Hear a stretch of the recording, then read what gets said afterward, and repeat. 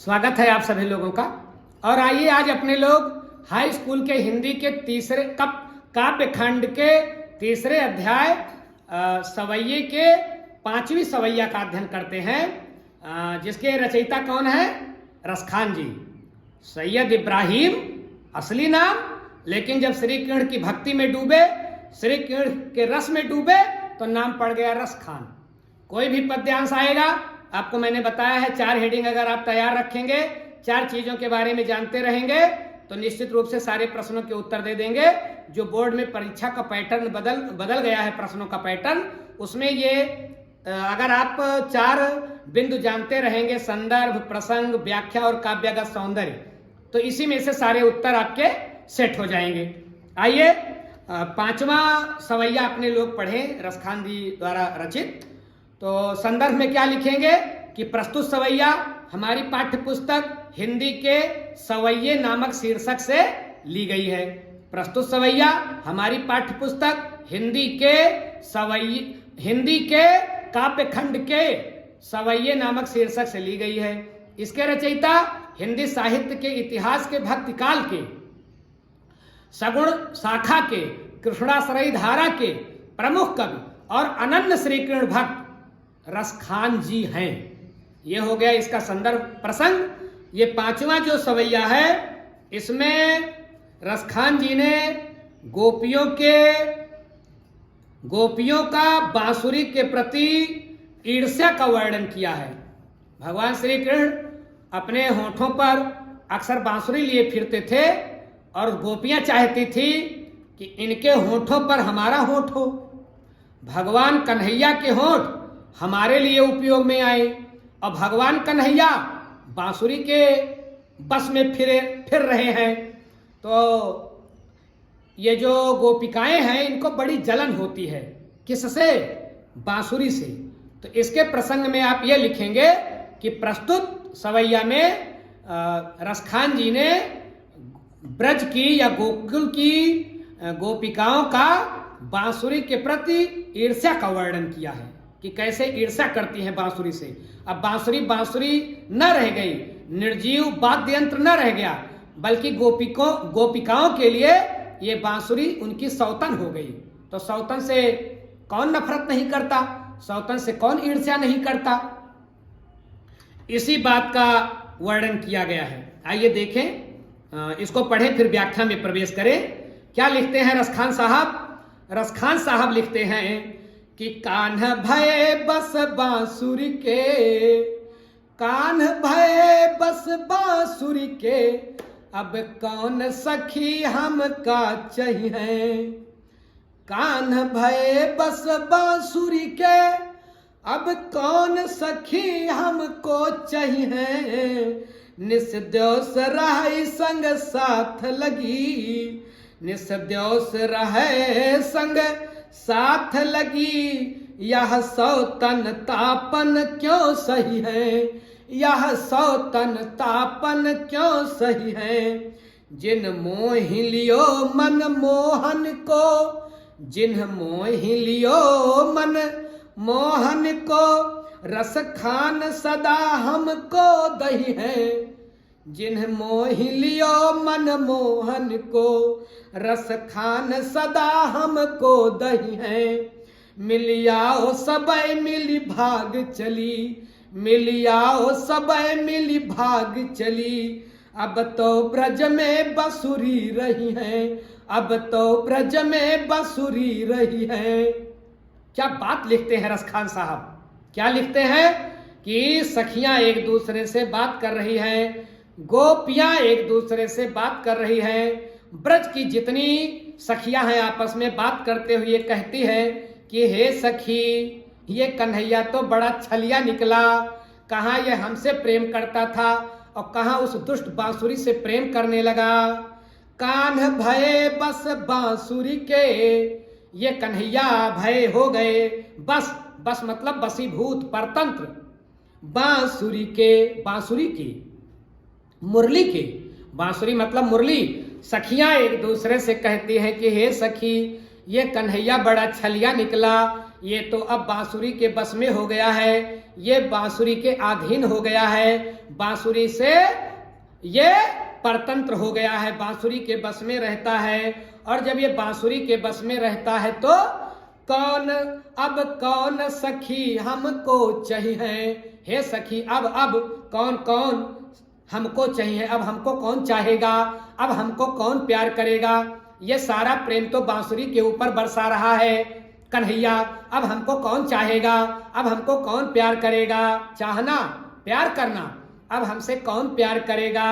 और क्या कहती है सखी, निस दिवस रहे संग साथ लगी, निस दिवस दिन रात, निस दिवस का मतलब रात दिन, निस दिवस का मतलब रात दिन, रहे संग साथ लगी। ये जो बांसुरी रूपी प्रेमिका है कन्हैया की, निस दिवस ये रात दिन रहती है, संग साथ लगी, संग संग ही लगी रहती है। कन्हैया इसको एक सेकंड के लिए नहीं छोड़ता, कभी होठों पर होती है, कभी कमर में खोस लेते हैं, और जब सोते हैं तो सिरहाने रख लेते हैं। इस बांसुरी ने गजब का जादू कर डाला है इस कन्हैया के लिए, इस कन्हैया के ऊपर। हे सखी, रात दिन ये इन्हीं के साथ रहती है, और यह सौतन तापन क्यों सही है। अब तो ये हमारी सौतन हो गई है, अब ये हमारी सौतन हो गई है, यह सौतन बांसुरी सौतन हो गई है। तापन क्यों सही है, अब हम लोग इसके ताप को क्यों सहेंगे, बांसुरी के द्वारा दिए गए दर्द को क्यों सहेंगे। ताप का मतलब संताप, दुख, क्यों सही है, सही है मतलब सहना। अब हम लोग इस बांसुरी के संताप को क्यों सहेंगे, ये दुष्ट बांसुरी हम लोगों को सताए और कन्हैया के साथ साथ हमेशा रहे, रात में उसको सिरहने रखकर सोए, दिन में उसको होठों पर रखकर जो है बजाएं, और जब फुर्सत पाएं तो कमर में डाल लें। इस सौतन के हम संताप को नहीं सहेंगे, क्यों सहेंगे, अर्थात नहीं सहेंगे। आगे क्या लिखते हैं रसखान साहब कि जिन मोहिलियो मनमोहन को, ये बांसुरी तो गजब की निकली, गजब की प्रेमिका निकली कन्हैया की। जिसने मोह लिया है मनमोहन को, जो सबका मन मोहते हैं, मनमोहन। भगवान कन्हैया का एक नाम मनमोहन है, जिसको ये तिरछी नजर से देख लें कौन होश में रह सकता है। रसखान साहब को भी इन्होंने अपने बस में कर लिया है, इसीलिए मनमोहन, ये मनमोहन जो सबके मन को मोह लेते हैं, लेकिन इनके भी मन को मोह लिया इस बांसुरी ने। कितनी खूबसूरत होगी ये बांसुरी।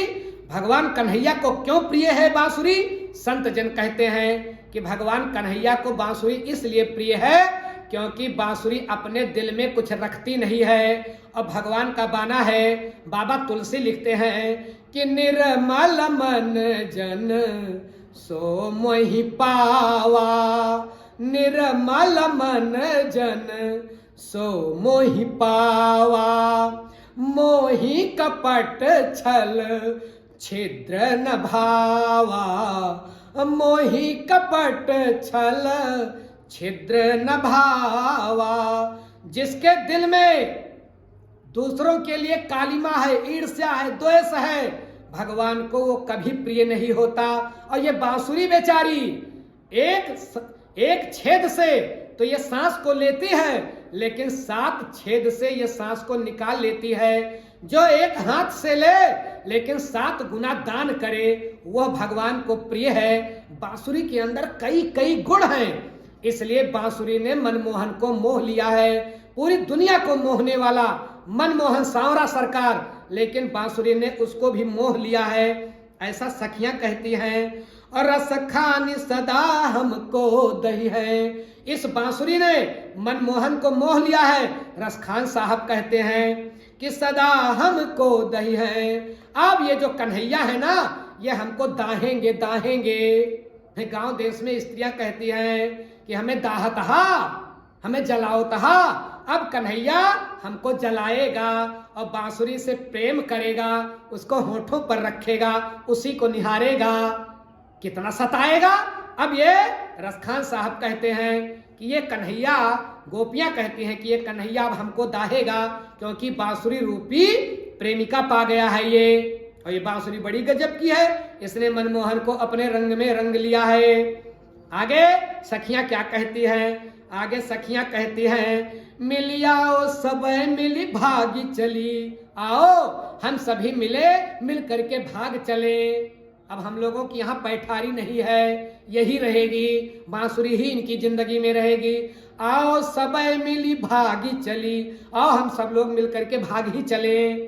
अब तो ब्रज में बांसुरी रही है, अब तो ब्रज में केवल बांसुरी रहेगी, हम लोगों का कोई ठिकाना नहीं है, क्योंकि इनको नई नई प्रेमिका मिल गई है, और नई नई प्रेमिका मिल जाती है तो पुरानी भूल जाती है। इसलिए आओ हम लोग, ये हमको बेइज्जत करें, ये हमको सताएं, ये हमको दाहें, ये हमको जलाएं, इसके पहले हम लोग भाग चले। ऐसे सखियां एक दूसरे से बात करती हैं। क्या प्यारा वर्णन किया है रसखान जी ने। ये रही भैया इसकी व्याख्या। और आइए देखें काव्य का सौंदर्य क्या क्या है। तो काव्य का सौंदर्य बताइए, इसमें भाषा कौन सी है? निश्चित रूप से ब्रज, शैली मुक्तक, छंद, छंद इसमें सवैया, सवैया छंद में लिखा गया है। रस कौन सा है? रस में इसमें श्रृंगार है, श्रृंगार रस का बढ़िया वर्णन किया है रसखान साहब ने। रस, श्रृंगार, अलंकार, अलंकार यत्र तत्र, इसमें क्या मिल रहा है? यत्र तत्र इसमें अनुप्रास अलंकार मिल रहा है। तो इस प्रकार से अगुण इसमें माधुर्य है। तो ये इसका काव्य का सौंदर्य हो गया। अगर संदर्भ, प्रसंग, व्याख्या और काव्यगत सौंदर्य ये आपके दिमाग में रहा तो आपकी परीक्षा में पद्यांश से संबंधित कोई भी प्रश्न आएगा, आप उसमें आराम से विजय प्राप्त कर लेंगे। सवैया में जो सवैया शेष बच रही है उसको लेकर के हम शीघ्र ही मिलेंगे।